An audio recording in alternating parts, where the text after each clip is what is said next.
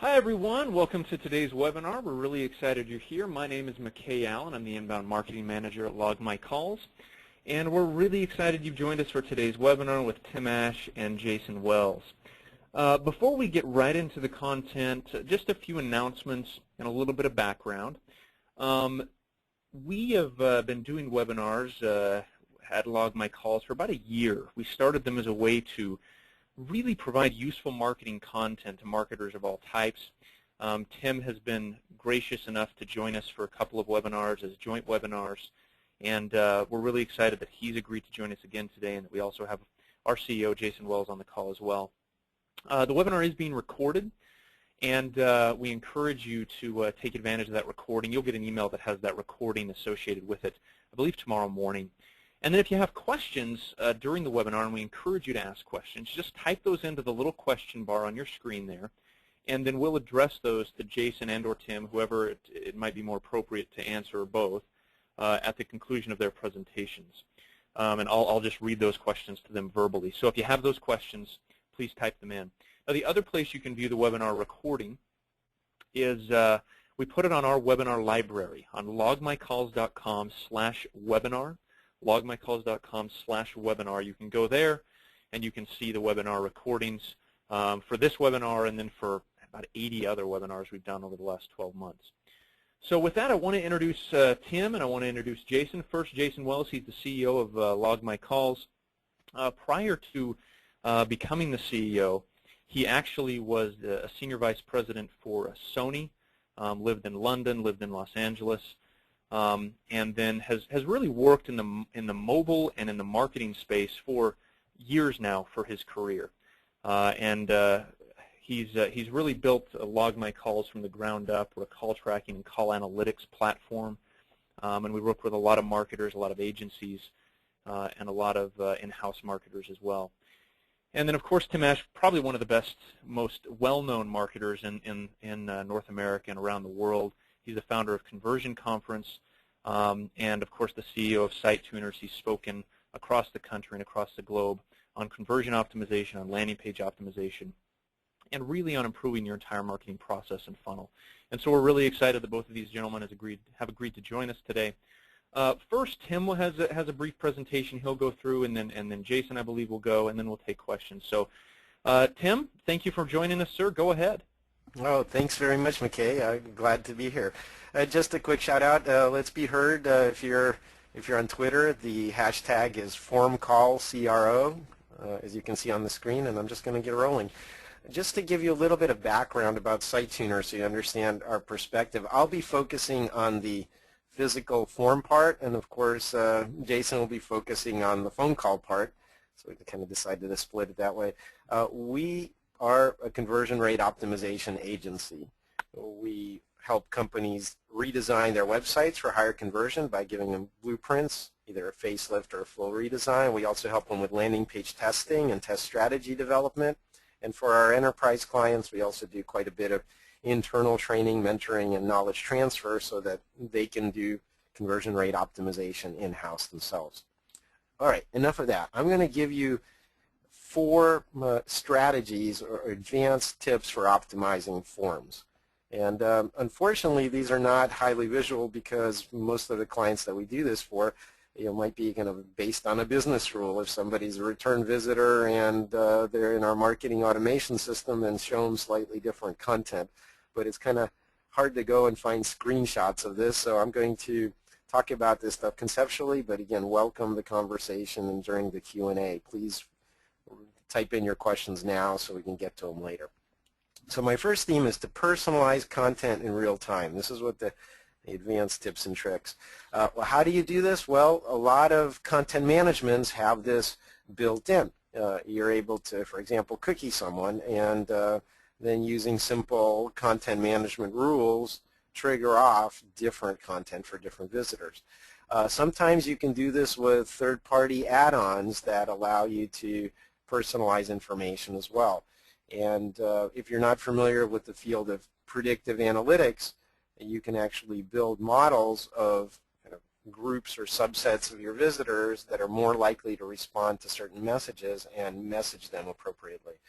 But a lot of this, and if you're not doing this yet, you probably will be soon, is done via your marketing automation system. Now, I have some logos of companies that thought might be helpful for you just to have them on your radar.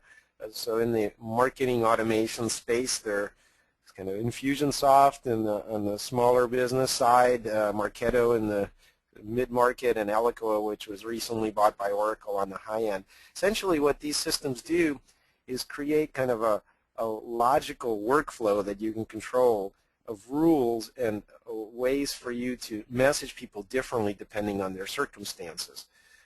So for example, most of the communication is done via email, but these systems really gather a 360-degree view of all of your visitors' interactions with you or your company. For example, even while they're anonymous, you can see what they're doing on your website. Eventually, you can tie that to a sales record in your CRM.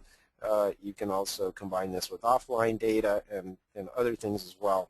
And you can tell what stage of the sales process they are, how hot a lead they are, what topics they're interested in. All of that is tracked and can be messaged differently depending on the circumstances. So where do you get these kind of ideas for what to personalize? Well, again, there are a number of very powerful techniques. The first is, of course, what they're doing on your website.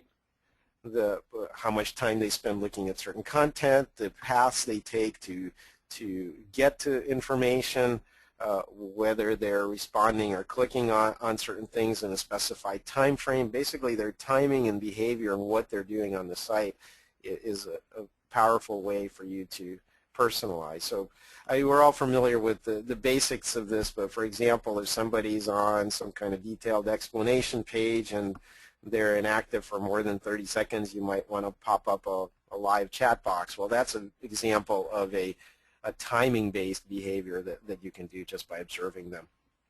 Another rich source of information is your browser environment variable. Whenever somebody visits your site, your browser has stored a lot of information about them. You not only know which browser version, of course, they're using, your server has stored this information. You also know about usually what IP address they're coming from, what their screen resolution is, what operating system they're running, in other words, whether they're on a Mac or a PC or a mobile device or tablet. So there's a lot of things you know about them. And personalization there can come in the form of, we're all familiar, for example, with mobile websites or responsive design. Well, you can get very specific. If you know their exact screen resolution, well, they're on a Kindle Fire HD. Show them something there, or an iPad mini. And you can control the experience based on their exact situation. Now, of course, you don't want it to turn into a Tower of Babel and design a separate website for every device type out there. That would be unwieldy, but certainly you can determine if they're on certain classes of devices, like computers versus tablets versus smartphones with smaller screens. Also, their whole interaction history, as I mentioned, especially if you're collecting this in marketing automation systems, is open to your inspection. So you can see whether they've come back to your site. How did they get to your site? Do they open your emails? Do they download your informational white papers or ebooks? You can assign lead scores to them. So you say, hey, anybody that's kind of later in the funnel, I want to show them different information, for example. So again, the whole history of their interactions with you can be used as a way to determine what to show them. And of course, very critically, you want to match your upstream traffic sources and the context that they came from. And there's some obvious things that people have been doing for a long time. For example, if you're running a pay-per-click campaign and somebody refers to a search term in a particular way, and you might use that search term in a different way. For example, I might look for elder care and you might look for senior community. Well, if I look for elder care, then the headline on your page should be customized and personalized for me so that it's in the language I'm familiar with. You shouldn't just kind of map me onto your concept of what the words mean or how you want to refer to them. You want to make me comfortable by matching the experience I had upstream, which might have been typing in a search query into a search engine, or any number of other things. You can also do the same kind of matching because Facebook, for example, allows you to pass environment variables as well. So matching my intent and my specific messaging and editorial tone or the language I use is a critical part of personalization.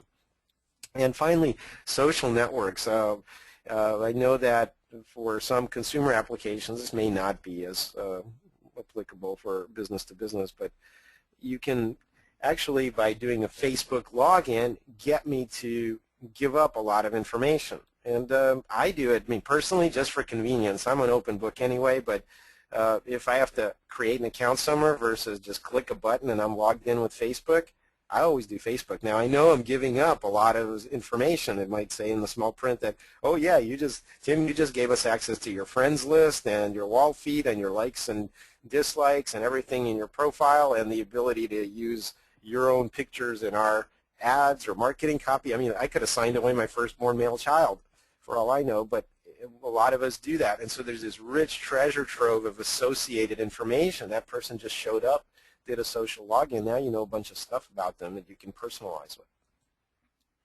And some obvious kind of examples of this, I've mentioned the pay-per-click, keyword match, and headlines. That's something that's been done for a long, long time. But even first-time versus repeat visitors, even something that is so obvious and you know you're collecting with a cookie in your browser, why would you show me the same exact thing if I came back to your site already? For example, if you were heavy on the trust building and you wanted to seem credible and you devoted a lot of your screen real estate to saying, you know, we're wonderful, major brands love us, and we have all these trust marks on our page. Well, maybe the second time I show up, you don't have to hit me over the head with that, and you can devote less screen real estate to that and show me instead what's more relevant for me on a return visit. Now, specifically, we're talking about forms and form optimization. And one of the things that I see done very poorly is the fact that, especially if you have a long or kind of complicated form fill process, or it has a lot of fields or multiple steps or stages, there's often people that abandon the forms in the middle.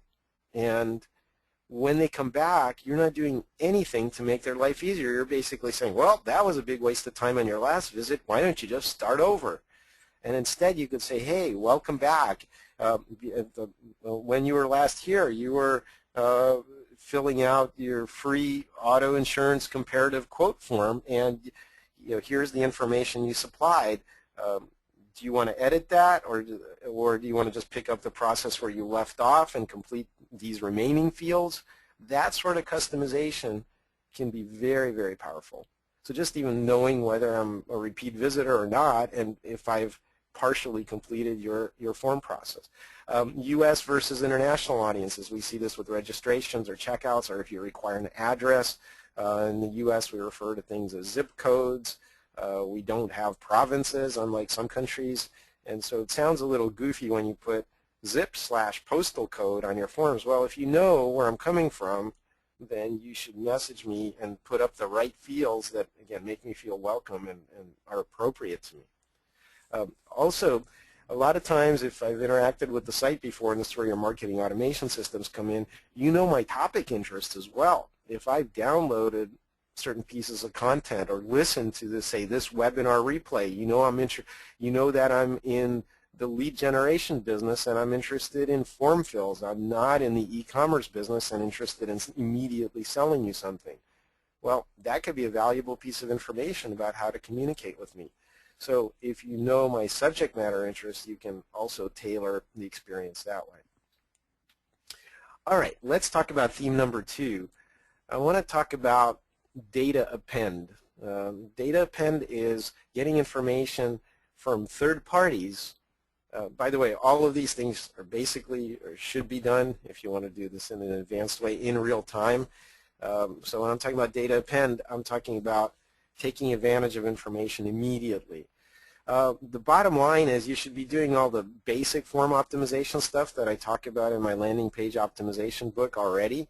That includes just having fewer form fields, not asking for unnecessary information unless it's absolutely necessary to complete the current transaction.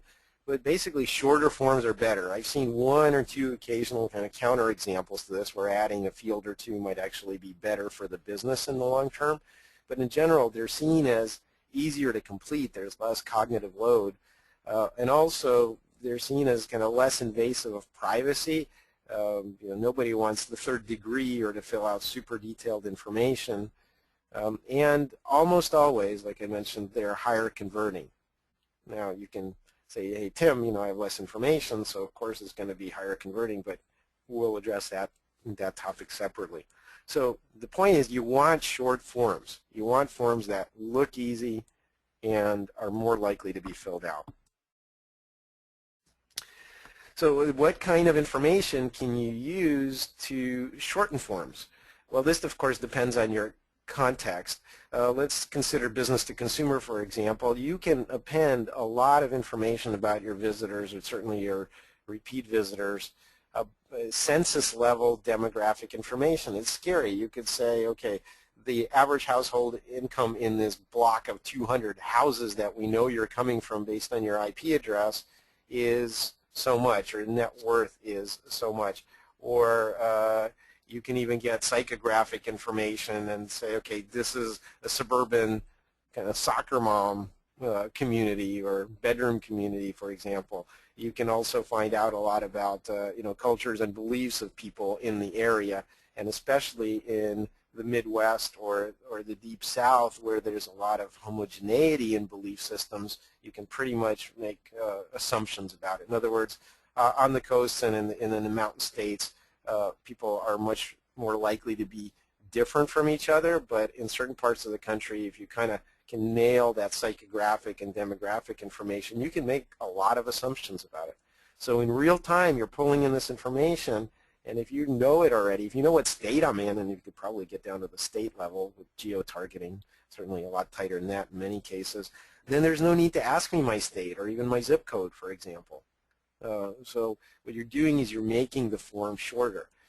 In B2B, you can do the same thing. Often, unless someone's coming from their home cable modem, you can tell what industry I'm coming from, what my number of employees is, the size of my company. You might be able to even know the name of my company, not my name, but the name of my company.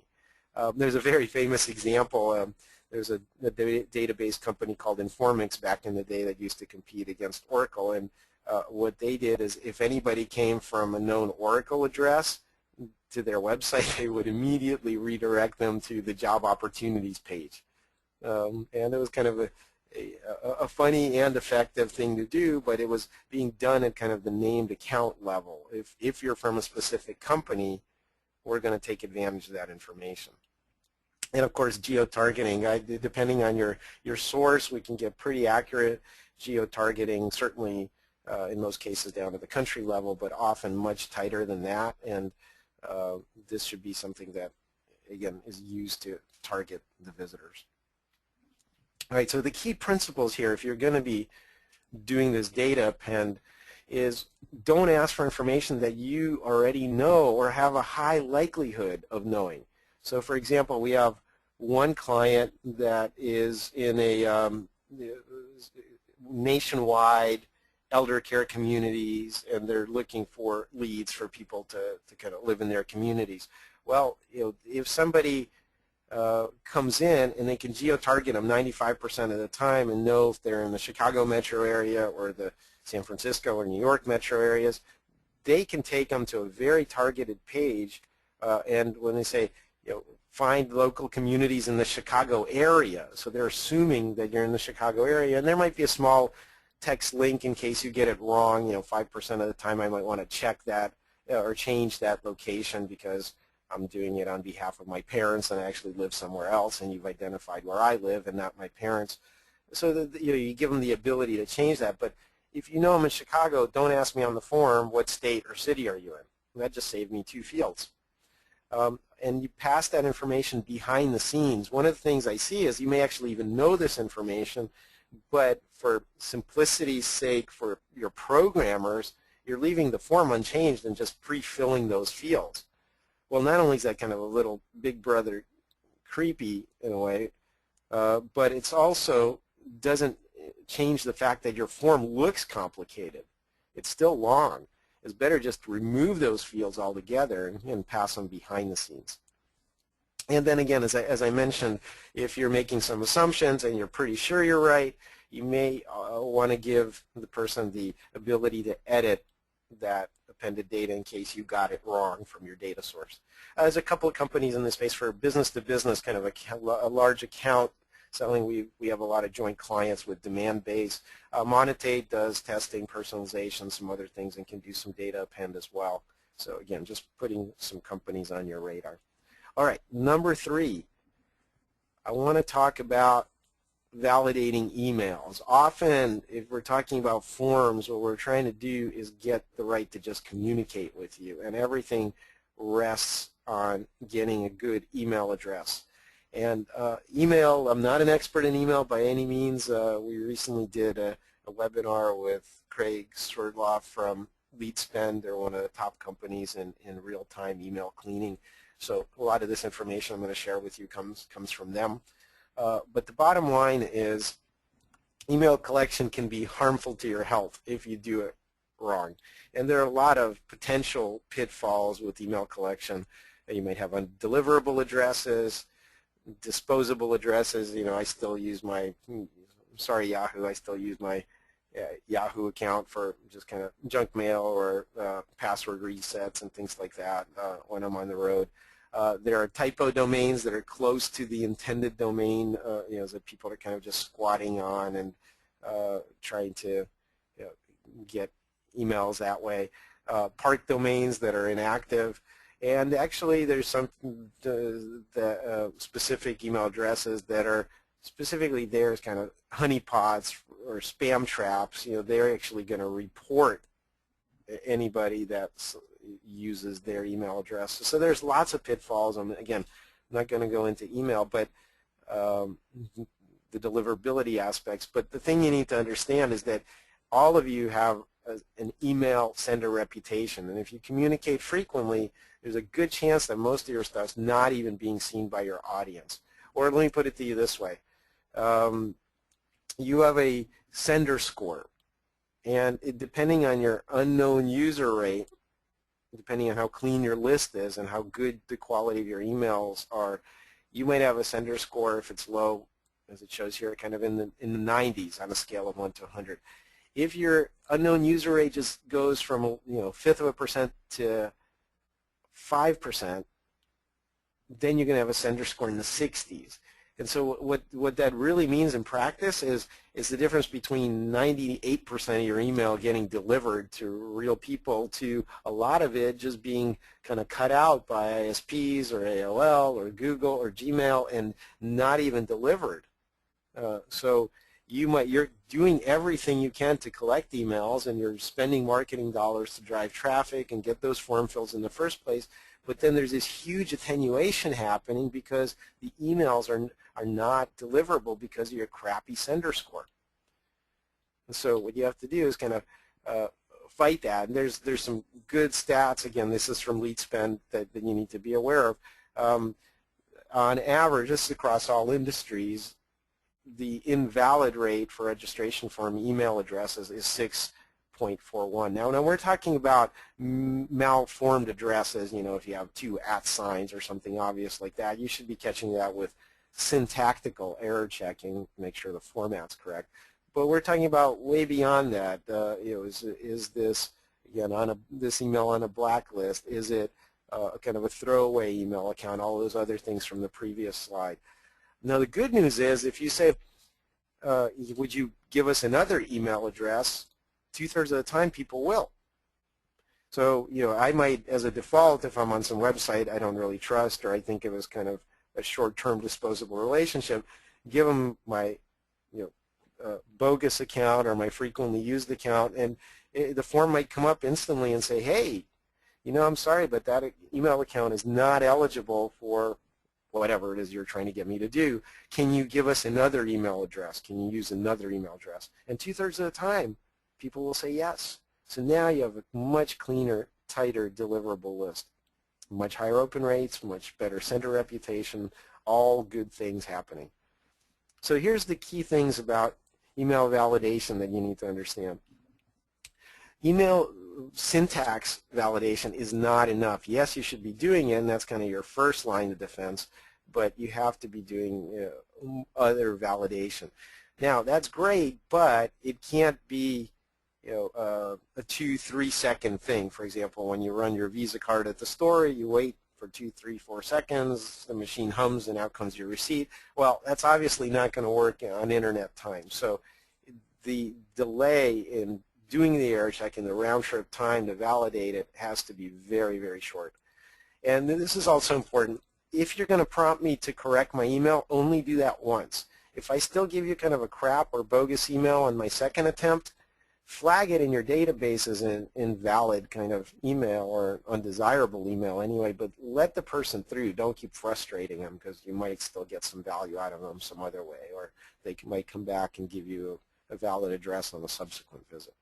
Again, a company to be on the lookout here for is LeadSpend, and I think they were recently bought, I believe, by Experian, and so they can also do some data append stuff related to emails, clean your current list, append data to it, or in real time do this validation I'm talking about.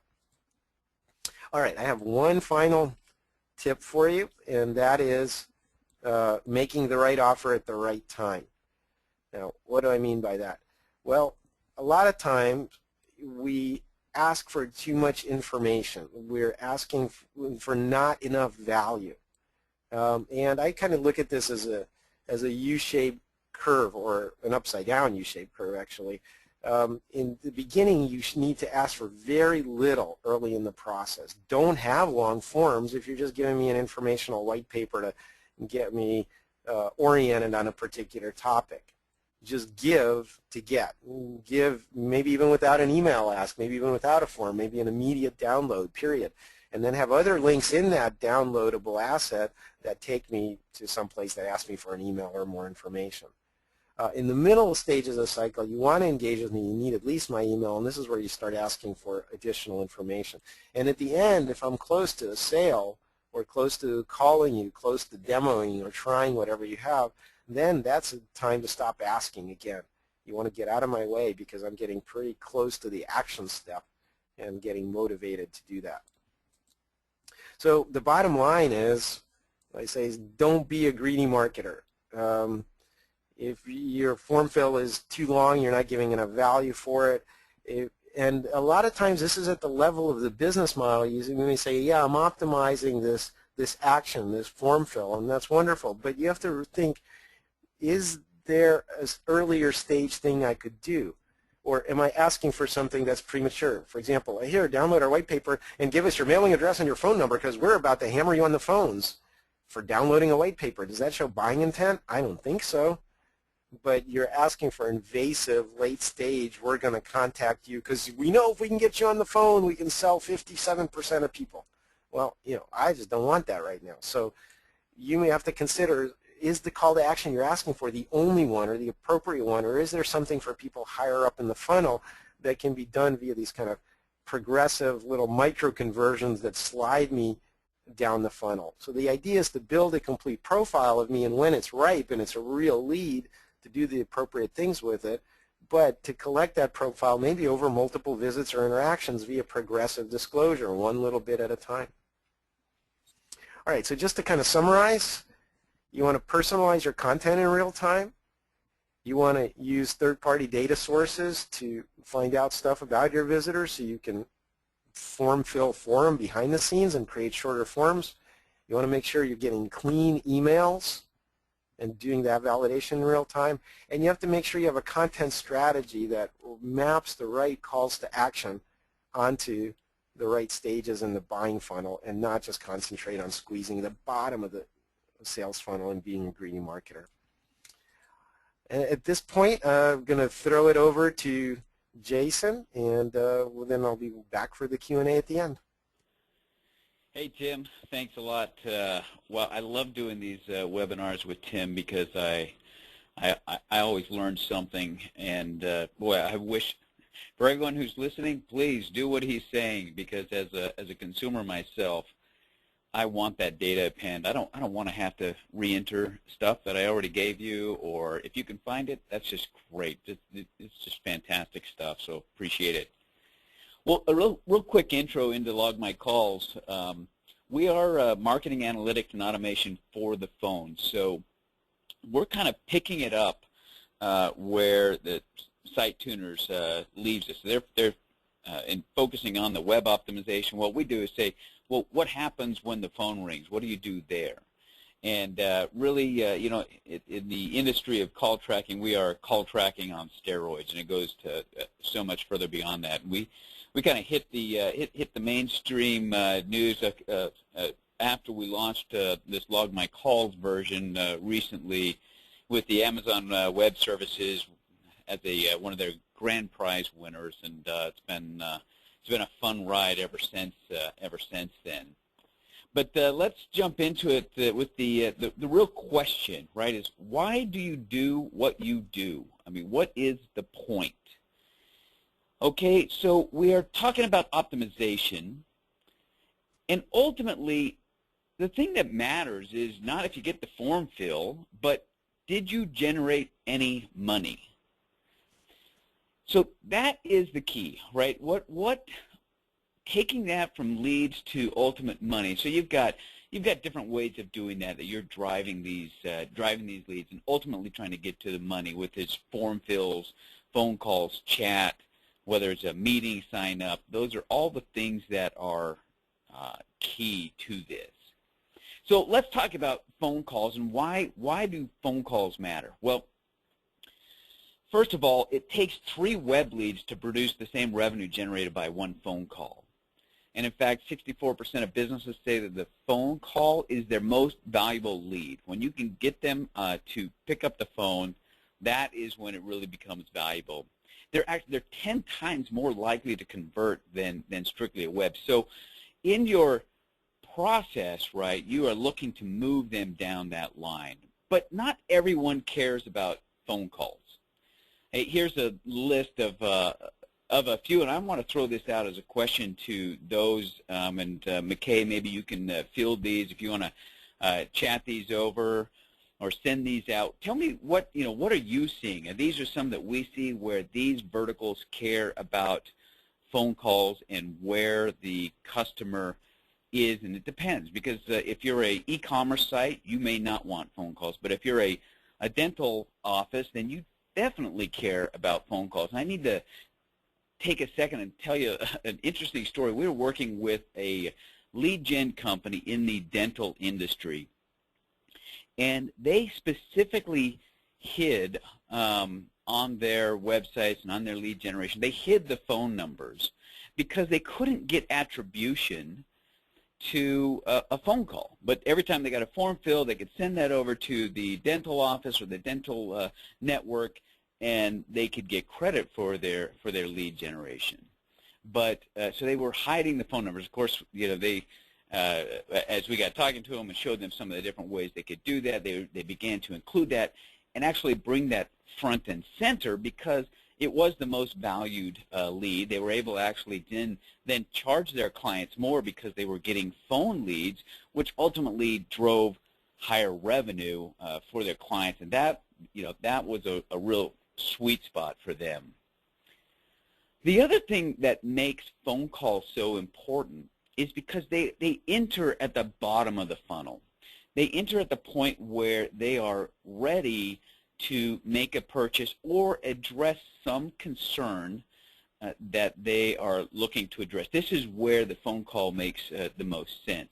So as you're moving them through, you're going to look to attribute phone calls to the campaign at the right time. Now, McKay, just to throw this out, do we have any other industries that popped up from people that I didn't have here? Yeah, people are confirming sort of what's on your list: home services, a lot of hospitality, auto repair, things like that. Great, great. Well, you know it yourself as a user, as a consumer. These are the things where you make a phone call first. There's a lot of it in the B2B space. So think about that. Think about if it makes sense, and what are you doing for attributing those. So we're going to dive a little deeper into dynamically attributing phone calls to your web leads that you're driving.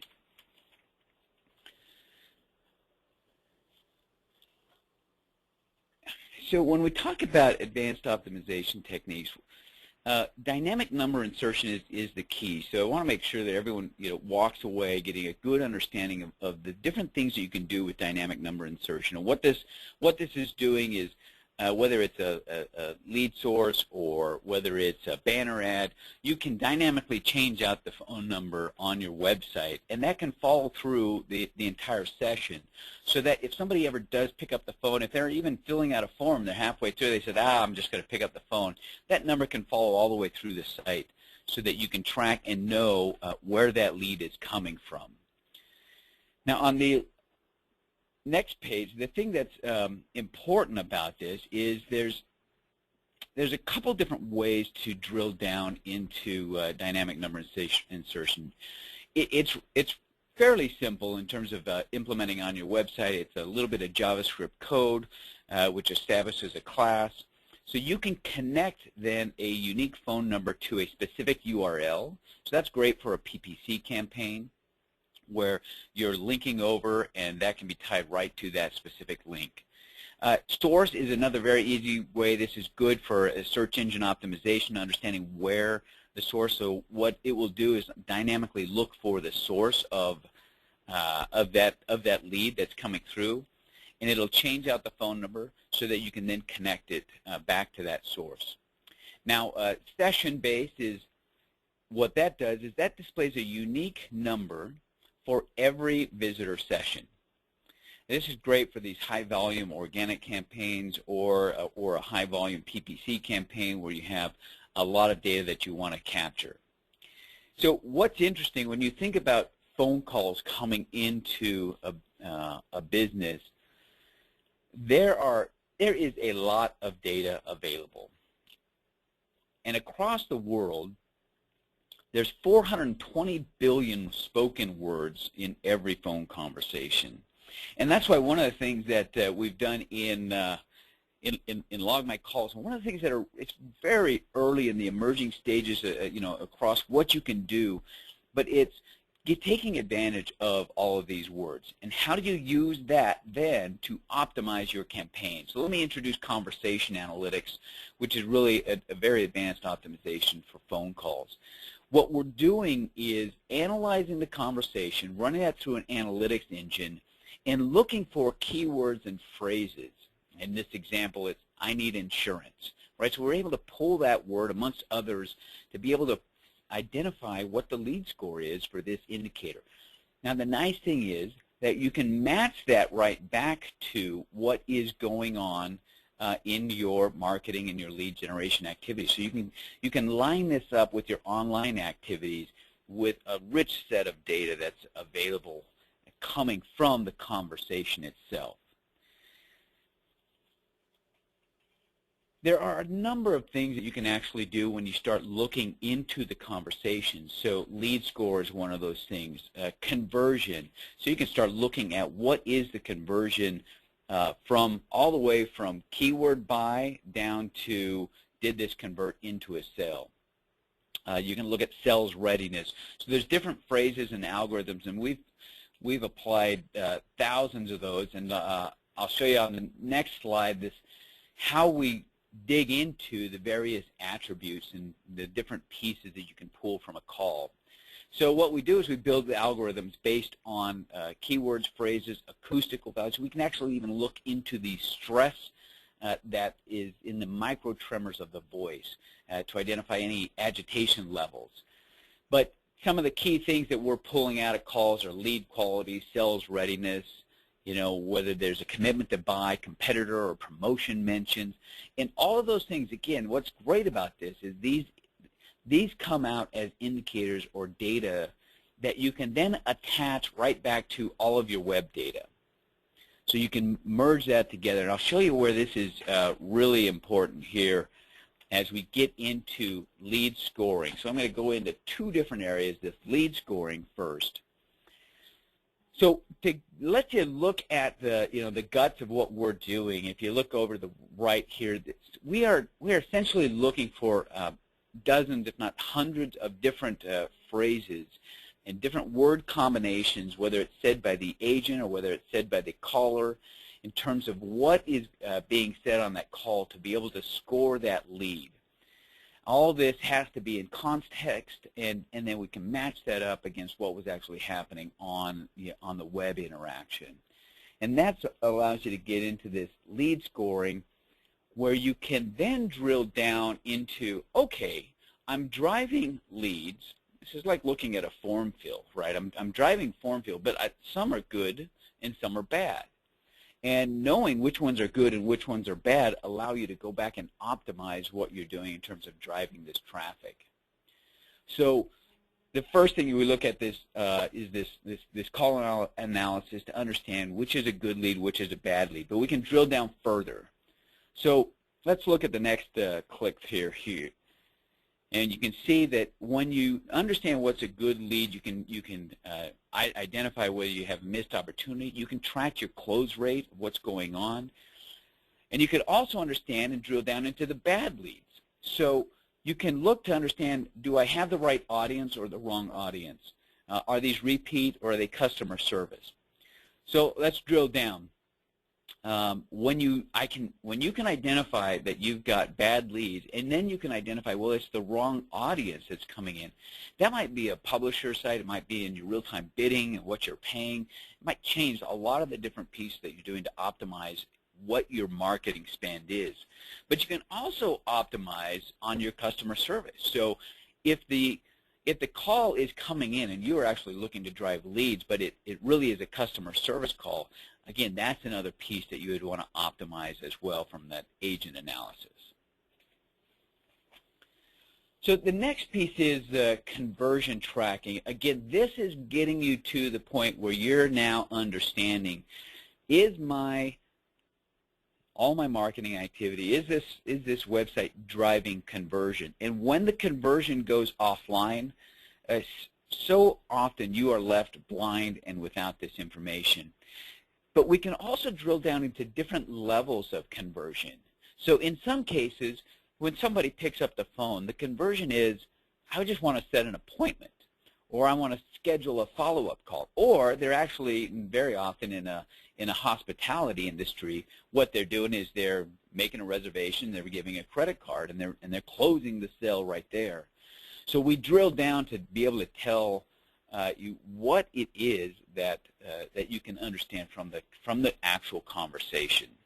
So let's look at what we would do when you actually understand that. So when I'm going to look at this, I'm going to look at the calls that are coming through. I'm going to say, did it convert or did it not convert?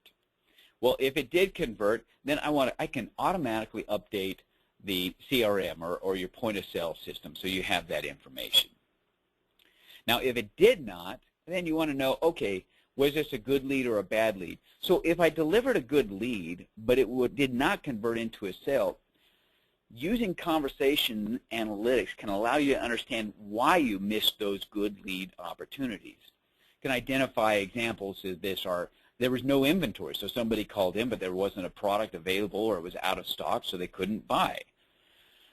There was, if I click down here, you can drill down into the sales skills, and you can see that it could be that the problem was that the sales rep did a poor job of handling that call. So that was one thing that you would do is an immediate alert to go either send a follow-up, push that into your CRM, or into a training system, because all that marketing effort was just wasted on poor sales skills.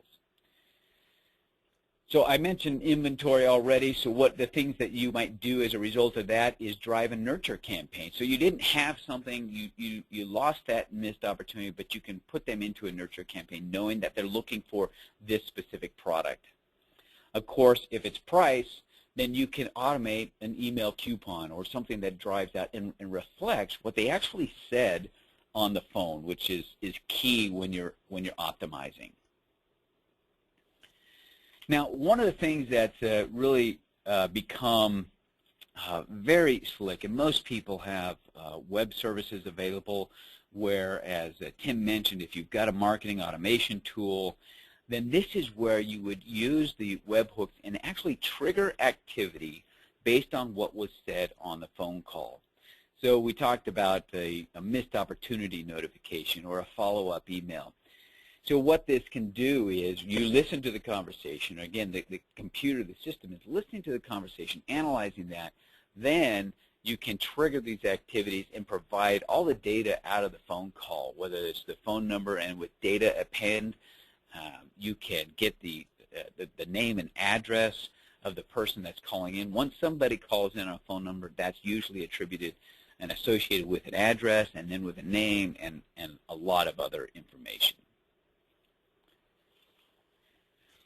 Okay, well, all of this is great, but if you don't have the infrastructure to handle calls, then you're going to be missing out. And so I wanted to just touch on this to make sure that you are managing and understanding where these bottlenecks as you drive phone calls. Are those phone calls being answered? How are they being handled? So there's IVR. Are you using an IVR? If you're missing phone calls, we know Jason, that, you may want to tell folks what IVR is. Oh, thanks. Yeah, I get caught in my vernacular. So an IVR is interactive voice response, and you're all familiar. As soon as I say that, when you pick up the phone, it's a computer that answers, and it says, "Thank you for calling. Press 1 for sales. Press 2 for customer service."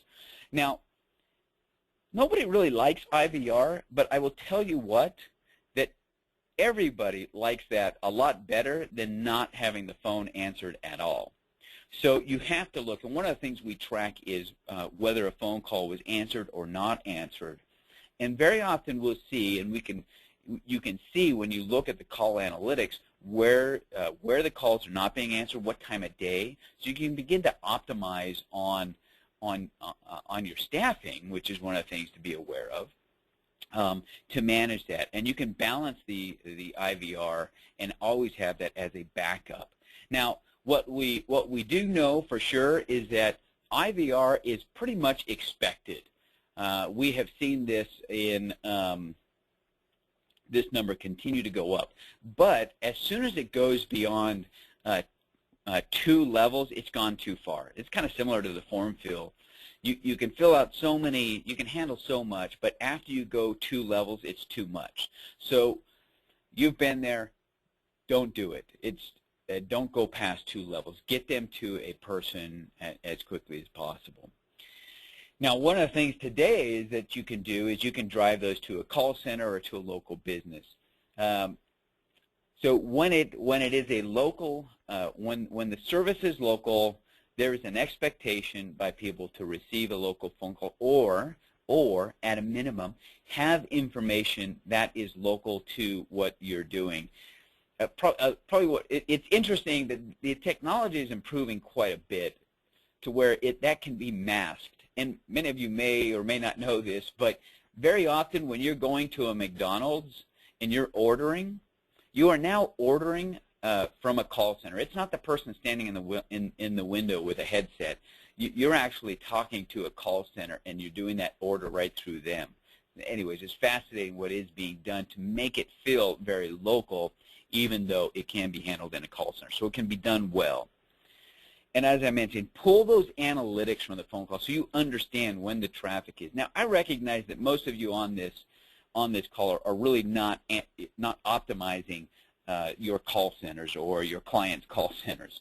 But understanding and knowing that data is going to help in terms of what your ultimate objective is, which is getting to the money, right? Whether that's your job or not to close the sale, it ultimately is, because that's all that matters. It doesn't matter if you drive phone calls or form fills if it doesn't result in money in the end. So in summary, just covering off on a few things here, we talked about attribution. You can now, in today's market, you can get attribution for phone calls. It used to be a black hole and not anymore, and you can get it right down to the session information and tie those together. Now available, which was not, this is just some of the coolest things that's happening. When people are speaking, you can also learn from that and use that to help. Again, this is, it's not a lot of people start thinking, wow, this is Big Brother. But when you're thinking about it, what it really is very much like the data pen. If you're going out, you're pulling this information and you're helping them through, so you're making it easier for this customer. When you understand what the quality of your leads are, then you can optimize on your marketing and your lead generation. Conversion tracking lets you know, as the marketer, as the person that's managing these digital campaigns, it lets you know where the gaps are. Is it in the conversion after you've delivered the lead, or is it before? And you can know that now.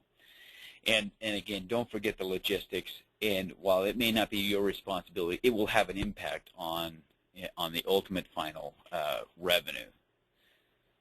Well, that's what I've got, Tim. Yeah, and I believe I think we're kind of to the end. We're going to take as many questions as we can. McKay's going to field them, so please type them in. But in the meantime, we have some quick special offers and goodies for you. So, Jason. Yeah, I didn't realize this must be a new offer, Kindle Fire. So I guess Cyber Monday keeps going, but for referrals or signing up with an account that has a free trial period, we're offering a Kindle Fire through the end of the year. So call this number. We'll be tracking it. Be sure of that, and we'll know that you called as a result of this. So anyways, Merry Christmas and Happy Holidays to everyone. Okay, well, we have a couple of gifts from the Site Tuner site as well. You're among the first to know we just launched a new free website called Conversion Ninja Toolbox. We always get asked about LogMyCalls and companies like the ones I mentioned earlier in the webinar as well. Well, we've put together the whole ecosystem. We've reviewed over 500 companies that in one way or another help you improve conversion. So check them out. It's a free directory. If you've used any of the tools or companies, give us some feedback and write some reviews. We think this is going to be something that's very valuable to the conversion ecosystem. McKay also mentioned the Conversion Conference. We have our 2014 lineup coming, starting with San Francisco in March, Chicago in June, and Boston in October, as well as 3 European shows. If you use FormCall, again, there's your tracking, we'll know you came from this webinar, but you will get $100 off of Conversion Conference. If you want to drink from the fire hose, that's the place to go. And also, if you want us to take a quick look at your website, we will do either 45 or 90-minute review. Go to expressreviewoffer.com, and again, a form call will get you $100 off of our reviews if you do it by, wait, I think that's wrong, January 31, 2013. I think we meant December 31, 2013. That was my bad. If you want to reach us, I know Jason feels the same way. We're very accessible. And McKay, do we have some questions that folks want to ask? Yeah, we've got a lot of good questions here, so we'll go through as many of them as we can. Let's see here.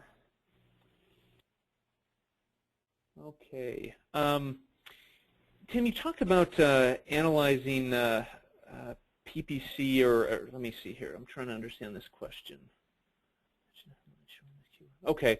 So are there any downsides to customizing websites? There's a couple people that have asked that. Customizing content on websites says, that somebody could be confused if they come to a website for a second or third time. And they may feel like they're walking into a house and the furniture's been moved if some of the content's been personalized. What's your reaction to that? Are there any negatives to personalizing that content? Can it be done too much or too frequently? Well, it depends on the nature of your interaction with them. If you paid money and it's a pay-per-click campaign, they're only going to see it once. They can't find that landing page without stumbling across your ad again. So it's kind of a go big or go home situation. You should take all of the available information and bring it to bear. Having said that, if they're coming back frequently, what you want is a consistency of experience. Even if you're improving the experience, you don't want them to freak out just because something changed. And if something's constantly changing, that's bad. But certainly the distinction between a first-time visitor and a return visitor is often very meaningful, and they should get a different experience. Good stuff. Greg asks a good question that has a really simple answer, so I'll just answer it, and Jason, you can hop in. He says, are you saying that LogMyCalls automatically parses the conversation for words and has automated the phone lead scoring process? That's precisely what we're saying, Greg. Anything to add to that, Jason? Precisely works. It's pretty incredible, but yes, precisely, yes. Good. And that's both the content of the conversation as well as the tone of it. And I find that that emotional thing that you talked about of stress levels in the voice or knowing if someone's pissed off or happy, that's huge because you might be able to say, this sales rep is bad because he basically pisses people off more than others. Yeah, and that is valuable insight. Even if you are the digital marketing person, you care about that. Right. There's a lot of bleed over from a lot of these analytics into other areas that kind of traditionally have been siloed that probably shouldn't be. Okay, Tim, here's a question. Have you seen any indication on the or any impact, I should say, from Google's new not provided organic search terms? Has that affected landing page optimization or personalized content at all? In any way you're aware of? We've got 3 or 4 people asking about that, actually. Well, it certainly made it harder to do the obvious stuff. I mean, you can still do that via pay-per-click, and that's where Google really wants you to end up is bidding for those PPC ads, but now you're not getting essentially keywords off of SEO. But there's, like I said, even the smallest little micro trails of behavior on the site, how long you stay on a page, what page sequence you use to navigate. If you know I went down one path versus another, or I backtracked back to the home page, you can make assumptions about what's going on and trigger some very simple changes based on rules. Awesome. And then, Jason, we've got several people asking about webhooks and how they work. So people are asking, okay, can this integrate with this CRM? Can LogMyCalls integrate with this CRM? Can you push data into this? Can you kind of, on a high level, explain how webhooks work? And we talked about a few use cases for them, but we've got people asking a little bit about webhooks. Can you give us a little bit of information about them? Sure, absolutely. Great question, and it's one of these drill downs where the simplest way to think about it is a webhook is in the same form, the same way as a HTTP post or like a pixel fire in Google Analytics, right? You are essentially sending information to any web service. So any receiving web service can take the data and then absorb it, and that's pretty much the case with almost every SaaS software that's out. So that's a software as a service. So the the Marketos, the Infusionsoft, they are designed to be able to take those that data and pull it in. A CRM, for example, like a Salesforce, can take this data from an outside source. We essentially can post that to any web service and make that available. Again, that can trigger automated emails. So what it would do is you could take the lead score, for example, that came on a phone call. You got a high lead score, and you can put that then into your CRM or your marketing automation, which would then trigger a nurture campaign based on a particular lead score. So if somebody scores, take it from a 0 to 100, if somebody scores at 50 or above, then they get one nurture campaign, and so you get classified there. Or if they are below that, then they get a different nurture campaign. Yeah, and if I may add to that and expand on it a little, I think that the overarching theme of the webinar today, and by the way, if you want another entertaining one, we did a great one on forums versus phone calls, the big smackdown. Yeah. So listen to that recording and find that in the archives at logmycalls.com/webinar.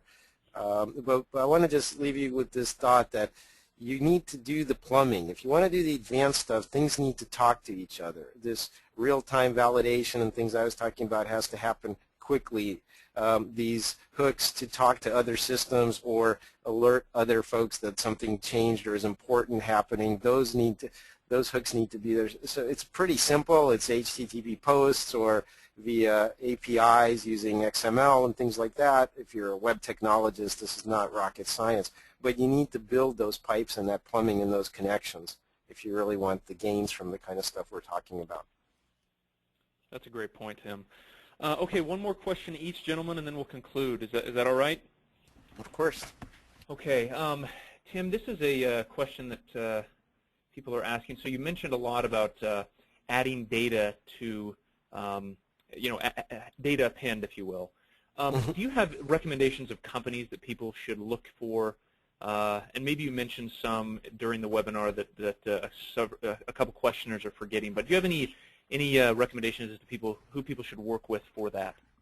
Well, there's lots of data sources, and what it comes down to, the prices are all over the board, especially for consumer data pens. So it's going to come down to coverage, the quality. You can usually ask these companies for a small sample and determine if that jives with your own data, like run it against your existing customer data and see how accurate it is, whether it lines up.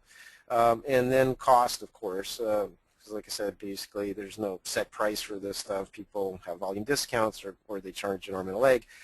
So I don't have any data providers to recommend, just systems that are more kind of on the marketing real-time side. Great.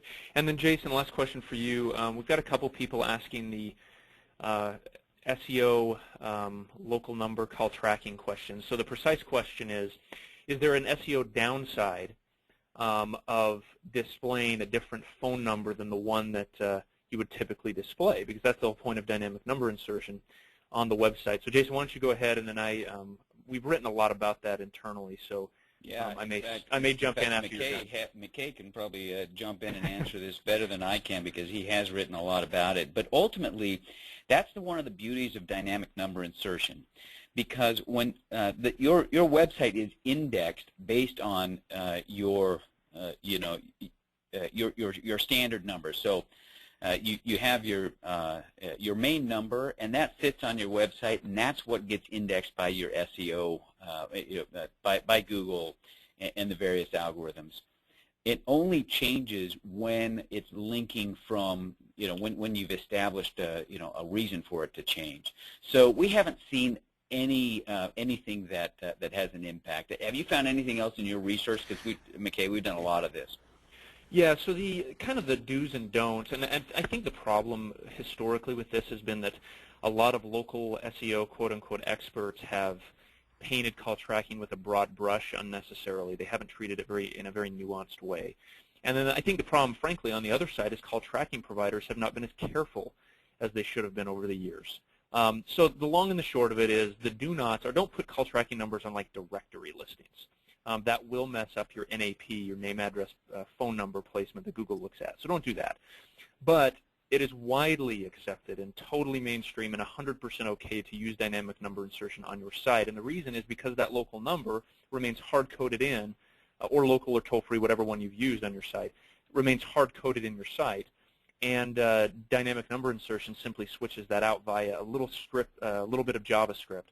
It's the same way that personalized content works. Exactly right. And so I was going to say that, there was a lot of fear when landing page testing tools came out, including Google's own Google Website Optimizer back in the day, saying, oh, well, isn't that cloaking? Aren't you just kind of putting content out there that's not real content to get around the search engines? And the official word is no, that's okay. As long as you're using it for legitimate purposes and not misrepresenting anything, it's okay to have dynamic content. And most of the web these days is dynamic.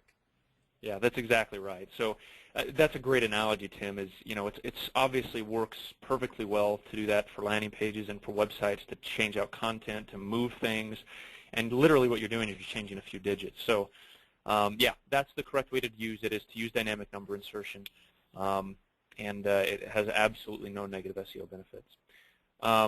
Well, gentlemen, thank you very much. That was great. We appreciate it. And everybody, thanks for coming. We appreciate it. Have a wonderful holiday season, everybody. And we encourage you to get in touch with Jason and with Tim, and ask them any questions that you may have. So, gentlemen, we really appreciate it. Tim, thank you for your time, and Jason as well.